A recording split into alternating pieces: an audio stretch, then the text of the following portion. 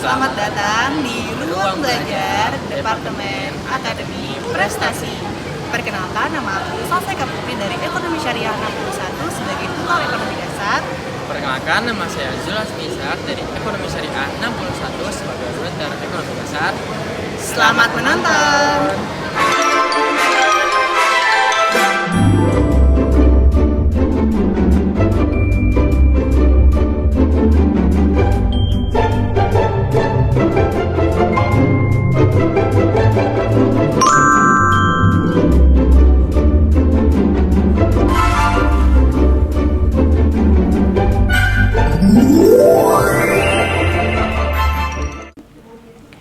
Halo teman-teman semuanya, kembali lagi di Ruang Belajar Mata Kuliah Ekonomi Dasar. Nah, kali ini kita bakalan lanjut ke bab 6 nih teman-teman, yaitu mengenai kebijakan stabilisasi harga. Nah, di bab ini tuh kita bakalan belajar apa aja sih? Jadi di bab 6 ini kita bakalan belajar mengenai apa itu pengertian dari stabilisasi harga. Kemudian ada penyebab fluktuasi harga, kemudian ada arti pentingnya stabilisasi harga dan juga instrumen kebijakan untuk stabilisasi harga. Kita lanjut teman-teman. Nah, ini adalah slide mengenai apa sih stabilisasi harga itu. Nah, definisi dari stabilisasi harga adalah tindakan mempertahankan harga barang atau jasa pada tingkat tertentu pada saat tingkat inflasi tinggi. Gitu.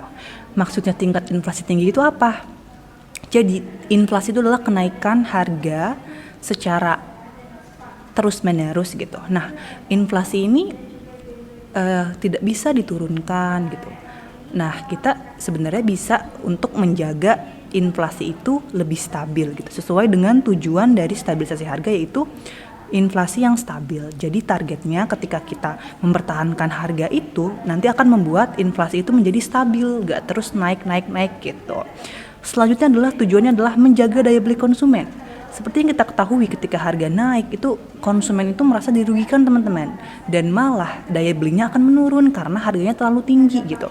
Makanya kita menggunakan stabilisasi harga untuk menjaga daya beli konsumen. Selanjutnya adalah tujuannya untuk kesejahteraan produsen. Selain konsumen yang mendapatkan keuntungan, produsen juga di sini dapat kesejahteraan teman-teman. Dengan harga yang stabil gitu, nanti produsen juga bakalan sejahtera gitu dari banyaknya hasil produk yang dibeli oleh konsumen gitu. Selanjutnya adalah meningkatkan efisiensi distribusi dan juga pemasaran gitu. Kita next ke slide selanjutnya. Apa sih penyebab dari fluktuasi harga itu? Nah, penyebab dari fluktuasi itu adalah naik turunnya harga teman-teman. Jadi kadang naik kadang turun gitu. Nah, penyebabnya itu apa sih? Yang pertama itu adalah fluktuasi produksi. Panen tidak sepanjang bulan sehingga harga jatuh karena oversupply dan tinggi karena kekurangan supply gitu. Yang kalian tahu nih, misalkan saat musim panen raya gitu, petani padi itu oversupply gitu. Nah, ketika oversupply, maka harga itu cenderung turun nanti. Kebalikannya, ketika musim panceklik, bisa dibilang hasil produksinya nggak banyak gitu, maka akan kekurangan supply yang akan menyebabkan tingginya harga gitu. Jadi ini adalah fluktuasi naik turunnya suatu harga gitu. Nah, lanjut adalah masa panennya. Maksudnya gimana sih kalau masa panen? Jadi masa panen itu bertepatan dengan musim hujan. Harga jatuh ketika kualitas rendah. Kan kadang ketika hasil pertanian itu kualitasnya rendah, kita bakalan ngebayarnya rendah juga kan, karena itu sesuai gitu, harga menentukan kualitasnya lah, istilahnya seperti itu. Kemudian adalah lonjakan permintaan konsumen pada waktu lebaran nih. Ketika lebaran biasanya harga apa teman-teman? Harga bakalan naik semua nih harganya gitu. Kemudian adalah lemahnya sistem informasi areal tanam dan kebutuhan konsumsi setiap bulan gitu. Kemudian adalah lemahnya sistem informasi dini terkait iklim gitu. Misalkan yang iklim ini kan, misalkan kekurangan informasi ini kan dapat menyebabkan apa? Gagal panen juga bisa gitu. Gagal panen akan menyebabkan apa? Menyebabkan kekurangan supply gitu. Bahkan akan meningkatkan harganya, P-nya akan naik gitu. price-nya akan naik. Kemudian adalah lemahnya sistem informasi dini tentang hama dan penyakit. Ini juga sama nanti penyebabnya dan dampaknya apa ya. Kemudian adalah goncangan variabel makroekonomi. Misalnya apa sih? Bisa krisis, kemudian ada inflasi gitu kan, dan lain sebagainya.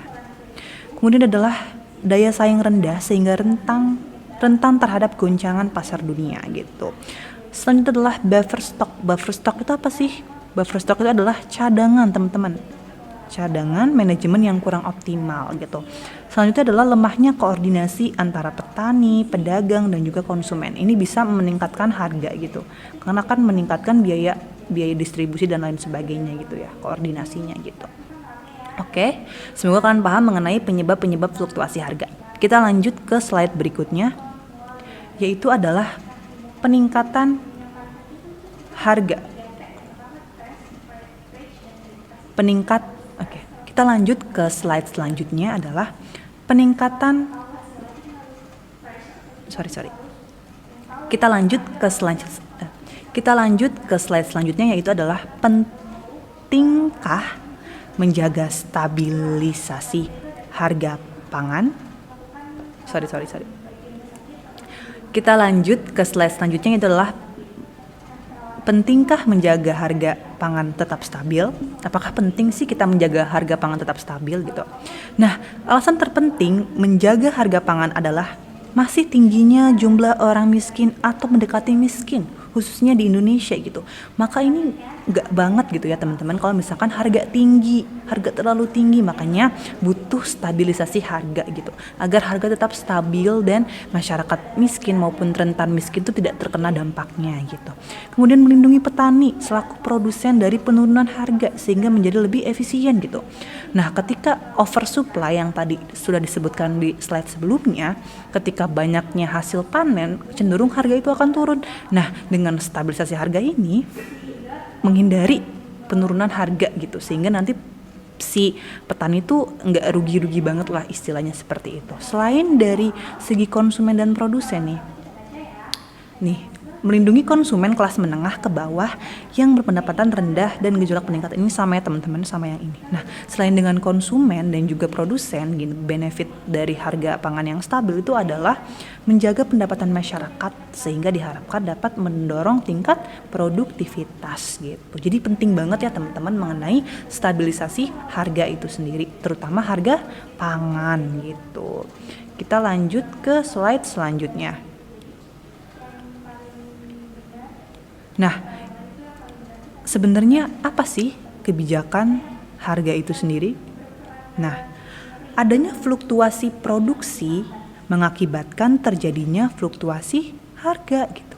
Dan pengeluaran konsumen juga ikut terdampak gitu.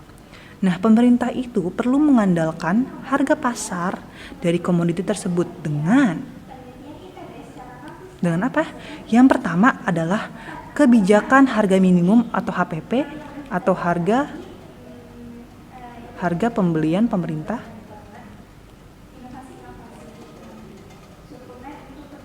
Selanjutnya adalah dengan kebijakan harga maksimum atau harga eceran tertinggi.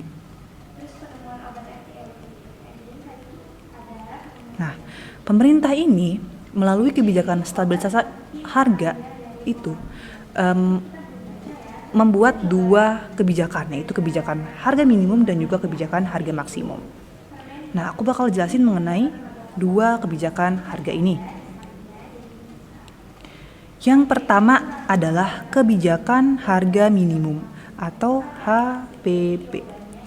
Ini tuh apa sih? Jadi kebijakan harga minimum itu disebut juga dengan harga dasar atau floor price. Floor price gitu. Ditetapkan pada saat panen raya. Panen raya itu apa? Nanti terjadi oversupply. Nah, kalau oversupply berarti apa, teman-teman? Harganya cenderung akan turun gitu. Makanya kebijakan harga minimum ini adalah melindungi petani gitu, supaya daya belinya, harga jual padinya nggak turun banget gitu. Makanya ditetapkanlah harga minimum. Nah, harga minimum ini ditetapkan di atas harga keseimbangan panen raya. Nanti aku bakal jelasin di grafiknya ya teman-teman. Nah, pemerintah ini bertindak sebagai pembeli. Jadi karena oversupply gitu, pemerintah itu bertindak untuk membeli bahan pangan tersebut dan nanti bakalan dijadikan buffer stock cadangannya gitu. Kalau kalian pernah tahu itu berlaku di Bulog ya teman-teman. Kalian pernah tahu Bulog? Nah itu tuh adalah cadangan pemerintah khususnya untuk bahan-bahan pangan ya, yang penting gitu. Nah kalau kita lihat grafiknya teman-teman, fokus di grafiknya. Sumbu Y-nya adalah harga berasnya, sumbu Q adalah kuantiti dari berasnya. Maksudnya gimana? Nah, kita fokus ke kurva supply dan kurva demand. Nah, kurva supply yang ini, ya, kurva supply yang ini itu berpindah ke kanan. Oke, ketika oversupply, kurva itu berpindah ke kanan, maka akan terjadi kurva supply yang kedua. Nah, kalau kita lihat, kalau kurva supply kedua ini teman-teman menyebabkan titik keseimbangan ini turun ke sini, sehingga menyebabkan harganya juga ikut turun gitu. Makanya dengan adanya kebijakan harga minimum ini, kurva demandnya bakalan patah. Nih, ini adalah kurva demandnya patah gitu dengan harga minimum gitu. Jadi si pembeli ini tuh nggak bisa gitu beli si beras ini dengan harga di bawah harga keseimbangannya gitu. Jadi makanya kenapa harga minimum itu ditetapkan di atas harga keseimbangan panen raya gitu, agar petani mendapat perlindungan, petani juga tetap bisa sejahtera gitu dengan adanya harga minimum ini gitu. Jadi kita nggak bisa nih membeli harga beras yang murah gitu. Jadi makanya pemerintah membeli hasil panennya, kemudian menjadi buffer stock cadangannya gitu. Nah, itu adalah kebijakan harga minimum gitu. Nah, di sini itu terjadi excess supply gitu. Ini excess supply ya teman-teman. Supply-nya over supply lah. Excess itu sama dengan kelebihan supply. Jadi bisa disimpulin kebijakan harga minimum itu adalah excess supply, pemerintah sebagai pembeli dan untuk melindungi petani gitu, dan harganya di atas harga keseimbangan panen raya. Jadi si petani juga terlindungi, nggak bakal beli, si konsumen itu nggak bakal beli di bawah harga keseimbangan panen raya gitu. Tetap sejahtera istilahnya petaninya. Kita lanjut, ada kebijakan yang kedua adalah kebijakan harga maksimum. Kebijakan harga maksimum itu apa sih? HET. Nah, jadi kebijakan harga maksimum itu adalah disebut juga harga atap atau ceiling price. Ditetapkan pada saat musim paceklik. Paceklik itu apa sih? Jadi musim ketika suplainya turun gitu. Misalkan terjadi bencana ataupun apa dan menyebabkan si panennya itu turun gitu. Makanya bertujuan melindungi konsumen. Jadi saat paceklik itu suplainya jadi turun gitu. Makanya ketika suplainya turun, harganya akan naik gitu. Harga kalau terlalu naik, kasihan dong ke konsumennya gitu. Mereka kesusahan untuk membeli barang tersebut. Makanya si harga eceran tertinggi atau kebijakan harga maksimum itu untuk melindungi konsumen. Harga maksimum juga ditetapkan di bawah harga keseimbangan musim paceklik. Nah, pemerintah ini bertindak sebagai penjual. Jadi dari hasil cadangan tadi dijual kepada masyarakat agar jumlah beras yang di pasaran tuh nggak kekurangan gitu. Jadi makanya nanti bisa menstabilkan harganya.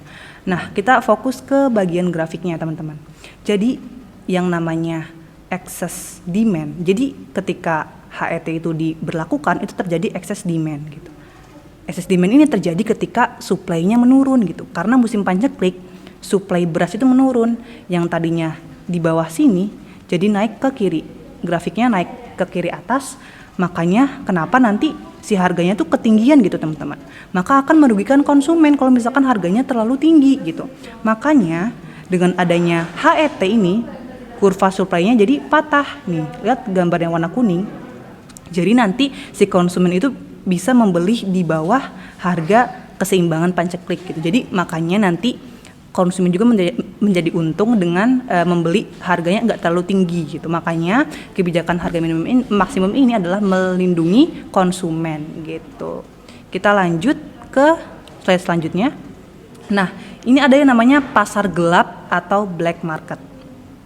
Jika pemerintah menetapkan harga maksimum gitu kan, maka excess demand harus disuplai oleh pemerintah gitu.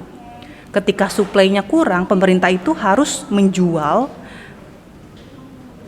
mensuplai gitu, excess yang kekurangannya tadi gitu. Nah, jika pemerintah nggak mampu mensuplai excess demand di pasar, maka pada tingkat suplai ini, harga yang bersedia konsumen bayar lebih tinggi daripada harga keseimbangan panceklik. Maksudnya gimana? Kalau kalian tahu ya, misalkan misalkan beras itu kekurangan suplai ini karena petani gagal panen gitu. Pemerintah ini seharusnya mensuplai beras tersebut gitu agar harganya stabil. Tapi pemerintah ini gagal untuk mensuplai beras itu. Makanya nanti ada oknum-oknum yang dia itu memperdulikan keuntungan pribadi lah istilahnya. Nah, dia itu menetapkan harga yang sangat tinggi gitu. Dan pasti ada aja konsumen yang mau beli gitu, karena mau gimana lagi, misalkan beras itu kan kebutuhan pokok gitu, makanya jadinya nanti harganya itu jauh lebih tinggi daripada harga keseimbangan dari musim panceklik itu gitu. Jadi makanya nanti di sini terjadilah yang namanya pasar gelap atau black market gitu. Jadi PG ini adalah harga pasar gelapnya, P adalah harga keseimbangan musim panceklik, dan juga ada harga maksimum. Jadi si konsumen itu kalau mau beli beras tersebut harus di harga pasar gelapnya itu kan sangat merugikan konsumen ya teman-teman. Makanya pemerintah jangan sampai terjadi hal tersebut gitu, agar sebagai konsumen pun ikut nggak terlalu menerima dampaknya gitu. Kita lanjut ke instrumen kebijakan harga gabah. Kebijakan harga dasar itu adalah melindungi petani atau produsen saat kelebihan suplai. Ini mirip-mirip dengan harga minimum ya.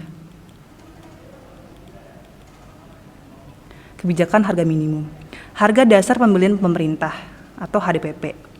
Kemudian ada juga harga dasar, kebijakan harga dasar juga yang ini merupakan harga maksimum. Ini melindungi konsumen terutama dari lonjakan harga saat musim panceklik atau bisa disebut harga eceran tertinggi. Ini sebenarnya ngulang yang tadi ya teman-teman. Kita lanjut ke next slide. Instrumen stabilisasi harga komoditas yang digunakan oleh Bappenas melalui Perum Bulog. Seperti yang aku sebutkan di awal gitu ya. Kebijakan harga dasar dengan menetapkan harga pembelian pemerintah gabah untuk melindungi petani. Harga minimum tadi untuk melindungi petani, karena ini terjadinya over supply. Makanya nanti pemerintah itu adalah membeli si hasil produksi tadi untuk nanti di kebijakan buffer stock ini teman-teman. Kebijakan buffer stock ini adalah untuk mengantisipasi lonjakan permintaan dan kekurangan pasokan karena panceklik maupun bencana alam. Jadi ketika over supply, pemerintah itu membeli hasil panennya, kemudian hasil panen tersebut digunakan ketika musim panceklik atau ketika kekurangan supply gitu. Nah, kekurangan supply. Nah, gitu teman-teman. Jadi lalu selain dua kebijakan itu, pemerintah juga ada yang namanya kebijakan food subsidi dengan menjual harga lebih murah kepada konsumen gitu teman-teman. Semoga membantu ya untuk materi bab 6 ini, dan semoga kalian bisa lebih paham. Terima kasih, sampai bertemu di bab selanjutnya. Terima kasih, dadah.